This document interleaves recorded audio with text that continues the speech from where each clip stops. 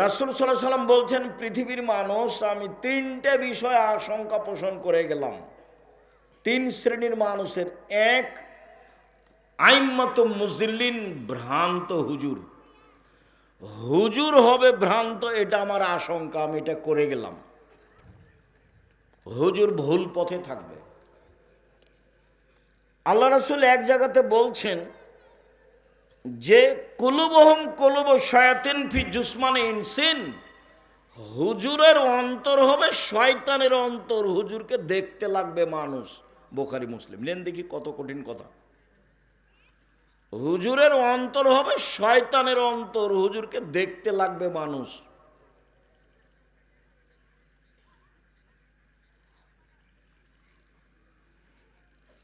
এখানে লম্বা কথা, এদিকে আর আমি আগাচ্ছি না। সম্মানিত দিনী ভাই বোন, যুবকদেরকে তার যৌবন জীবন সম্পর্কে অক্ষরে অক্ষরে জিজ্ঞাসা করা হবে।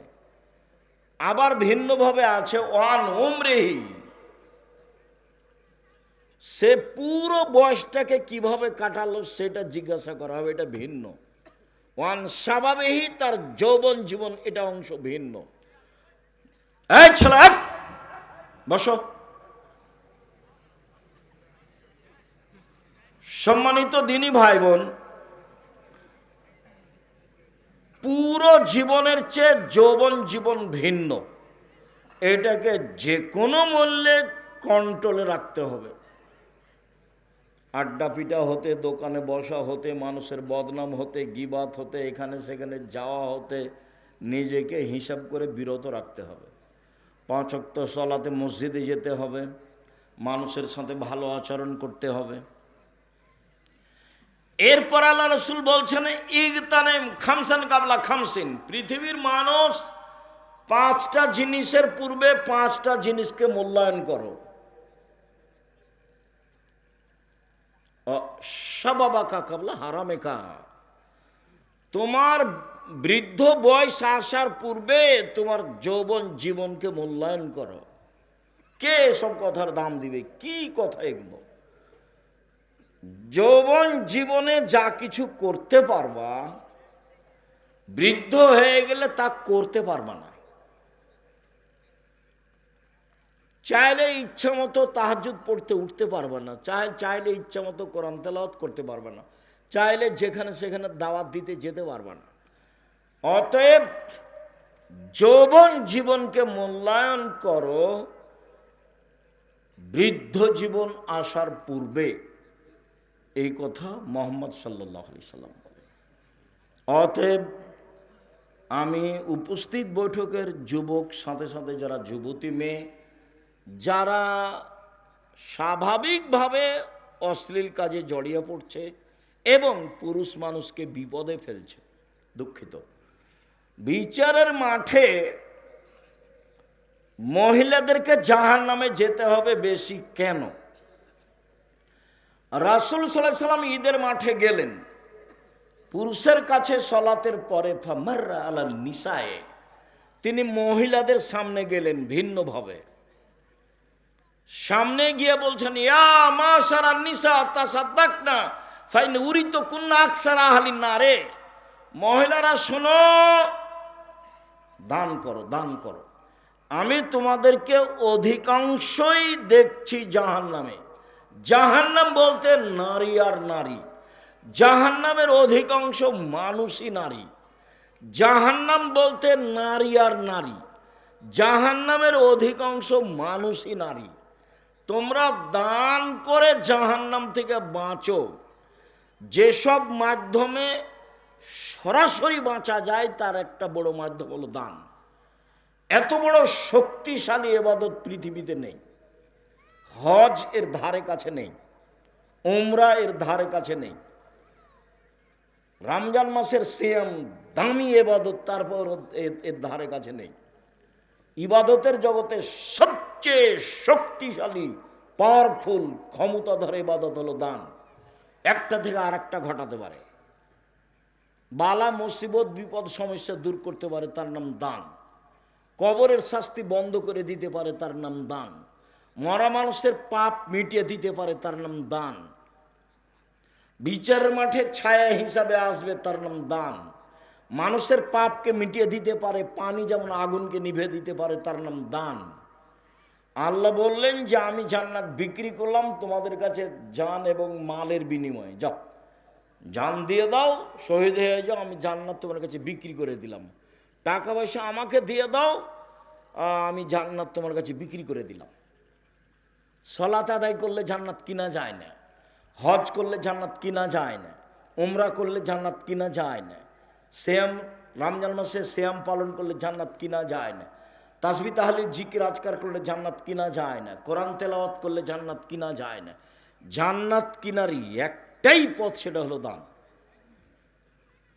যার কারণে বুখারী মুসলিমের এক হাদিসের এক বাক্যে আল্লাহ রাসূল বলছেন, পৃথিবীর মানুষ ফাত্তাকুন্নার ওয়ালাউ বিশিক্কি তামারাতিন, খেজুরের বীজের ওপরে, আঁঠির ওপরে যে সাদা একটা ছিলকা আছে, একেবারেই সরু চিকন, এই পরিমাণ দান করে হলেও তোমরা জাহান্নাম থেকে বাঁচো। তার মানে জাহান্নাম থেকে বাঁচার এটা বড় মাধ্যম বুখারী মুসলিম। আর কোরআন মাজিদে আর হাদিসে সব সময় আল্লাহ বলছেন কোরআন মাজিদে, আমি যেটা দিয়েছি সেখান থেকে দান করো, আমি যেটা খেতে দিয়েছি সেখান থেকে দান করো। চাঁপাই নবাবগঞ্জ নাচলের মহিলারা ভাত রান্না করার সময়তে চাউল মেপে নিয়ে এক মুষ্টি চাউল তুলে নেয় মুষ্টি হিসাবে। কাজটা ভালো, খারাপ নয়, তবে দান এটাই শেষ নয়। যারা আমার ভাইজানেরা দল সংগঠন করেন তাদের নিয়মটা ভালোই আছে, সেটা হলে এই যা ইনকাম করো তার থেকে একটা দান দিতে হবে, হিসাব ঠিক আছে। আর মরার সময়তে মানুষ একটাই দাবি আল্লাহর কাছে করে, সব মানুষ, পুরো নারী, সারা পৃথিবীর পুরুষ নারী, যে দাবিটা হলো এই, যখন জানে কবজ করার জন্য মালাকুল মউত চলে আসে, তখন বলে লাউলা আখারতানি ইলা আজালিন করিব ফাসাদদাকা ওয়া আকুম মিনাস সালিহিন, একটু সময় দাও, দান করে ভালো মানুষ হবো। আল্লাহ একটু সময় দাও, দান করে ভালো মানুষ হবো। কেউ বলেন যে আল্লাহ একটু সময় দাও, হজ করবো দিয়ে ভালো মানুষ হবো। কেউ বলেন যে আল্লাহ একটু সময় দাও, 5 ওয়াক্ত সালাত আদায় করে ভালো মানুষ হবো। কেউ মরার সময় এই কথা বলে না। আল্লাহ বলছেন যে মরার সময় সবাই বলে একটু সময় দাও, দান করে ভালো মানুষ হবো, একটু সময় দাও, দান করে ভালো মানুষ হবো। তো আল্লাহ রাসূল মহিলাদেরকে বললেন, মহিলারা শোনো, দান করে জাহান্নাম থেকে বাঁচো। জাহান্নাম বলতে নারী আর নারী, জাহান্নাম বলতে নারী আর নারী। মদিনার মহিলারা মুখের উপরে কথা বলতেন। চট করে একজন মহিলা বলে বসলেন, অবেমা ইয়া রাসূলুল্লাহ, কেন কেন আমরা বেশি জাহান্নামে যাব? জাহান্নাম বলতে নারীকেই বোঝাই কেন? তখন তিনি 3টা কথা বললেন। উপস্থিত বৈঠে গেল মুসলিম বোন, এই মেয়ে এক কথা বলছো কেন? যে কয়েকজন মহিলা বসে আছেন চুপ থাকেন, এদিকে খেয়াল করে থাকেন, কথা বলবেন না। আপনার কথা শুনতে আমরা আসিনি, ভদ্রতা বজায় রেখে চুপচাপ বসে থাকুন। যারা আসেনি তারা তো আসেনি, যারা গেছে তারা তো গেছে। সবাই কোরআন হাদিসের কথা শুনবে এটা পৃথিবী কোনোদিনই নয়, আগেও ছিল না, এখনো নেই। কেন? তখন এক বললেন, তুকসিরনা লানা, তোমরা খুচরা কথা বলো বেশি, অপ্রয়োজনীয় কথা, বদনাম, গীবাত, অভিশাপ, ও ভালো ও খারাপ, ও ভালো ও খারাপ, ও এই সেই। মহিলা মানুষ খুচরা কথা বলে বেশি, এর স্বামী ওর স্বামী, এর ছেলে ওর ছেলে, যে পাড়ার মহিলা যেটা দেখেন, মানে একটা বলতেই থাকে। 1 নম্বরে এটা, এই জন্য জাহান্নামে যাওয়া। মুখখান বন্ধ রাখবেন, ভালো ছড়া মুখ ব্যবহার করবেন না। 2, তাকফুরনাল আশিরা, স্বামীকে মেনে চলো না, সেই জন্য। আমি যেটা বলেছি সেটাই ঠিক, স্বামীকে মেনেই চলতে হবে, তিতা লাগলেও মিঠা লাগলেও। তার সাথে কথা বন্ধ করে, মাসের মাস কথা না বলে, মুখখান বাঁকা করে চলে, বিছানা ভিন্ন করে থেকে সংসার করা জায়েজ নয়। আব্দুর রাজ্জাক সাহেব, আপনি তো জানেন না আমার স্বামীর মুখখান কত খারাপ, আর মুখের দিকে আমার তাকাতে ইচ্ছা করে না। আমি বুঝলাম আপনি আমার দিনী বোন, আপনার কথা আমি বুঝি, কিন্তু শোনেন, মেনেই চলতে হবে, নইলে সংসার ত্যাগ করতে হবে। যেখানে আল্লাহ রসুল বলেছেন যে মহিলাদের জন্য জান্নাতের সব দরজা খোলা, যেটা দিয়ে ইচ্ছে সেটাতে ঢুকতে পারে, তখনও আল্লাহ রসুল 4টা কথা বলেছেন। 1, 5 ওয়াক্ত সালাত, 2, রমজান মাসের সিয়াম রোজা, 3, স্বামীকে মেনে চলা, 4, জেনায় লিপ্ত না হলে হলো স্বামীকে মেনে চলা। এটাই পথ, স্বামীকে মেনেই চলতে হবে, আমাদের কিছু করার নেই। মুহাম্মদ সাল্লাল্লাহু আলাইহি ওয়াসাল্লাম এভাবেই বলেছে, তিতা লাগলেও মিঠা লাগলেও মেনেই চলতে হবে। যদি দেখা যায় যে মানা যাবে না, তাহলে খোলা তালাক নিতে হবে। চেয়ারম্যান মেম্বারের কাছে গিয়ে খোলা তালাক করে নিতে হবে, কাজীর কাছে গিয়ে করে নিতে হবে। 30 দিন পরে বিবাহ বসবেন অন্য জায়গায়, কোনো সমস্যা নেই। কিন্তু থাকলে মেনেই চলতে হবে। কেন বেশি জাহান্নামে? 2 নম্বর কারণ, স্বামীর অকৃতজ্ঞতারা। 3, মারাইতু মিন নাকাসাত আকলিন ওয়া দীনিন আযহাবা লিরাব্বির রাজুলিল হাজিম মিন ইহদাকুন্না। তোমরা এমন নারী, তোমরা এমন জাতি, তোমরা এমন নারী যে বুদ্ধিমানের বুদ্ধিকে নষ্ট করতে পারো। তোমরা এমন জাতি, তোমরা এমন নারী যে বুদ্ধিমানের বুদ্ধিকে নষ্ট করতে পারো। একবার হাসি দিয়ে কথা বললে অর্ধেক ঈমান শেষ।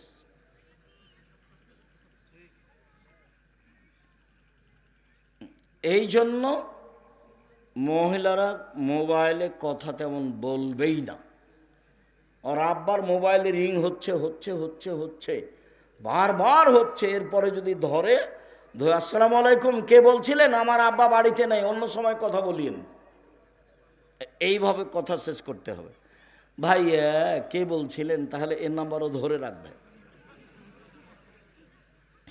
তাহলে জাহান্নামের পথ। আমি দেখিনি তোমাদের চেয়ে কাউকে যে বুদ্ধিমানের বুদ্ধিকে নষ্ট করতে পারে। তোমরা এমন জাতি যে বুদ্ধিমানের বুদ্ধিকে নষ্ট করতে পারো।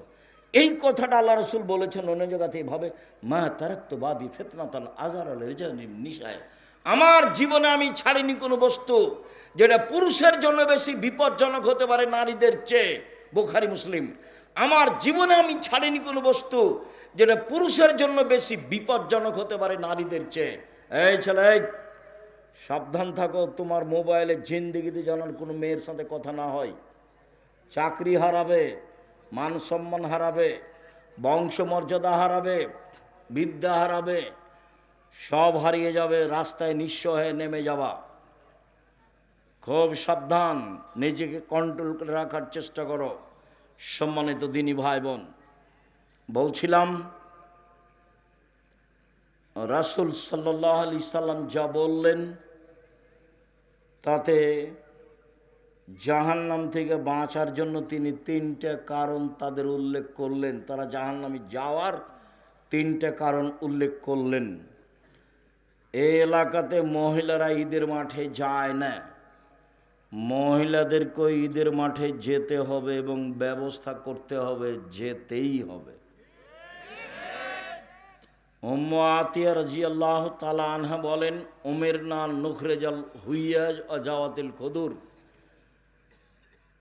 আমাদের ঋতুবতী নারীকে এবং সব ধরনের মহিলাকে এবং যুবতীদেরকে ঈদের মাঠে যাওয়ার জন্য আদেশ করা হলো।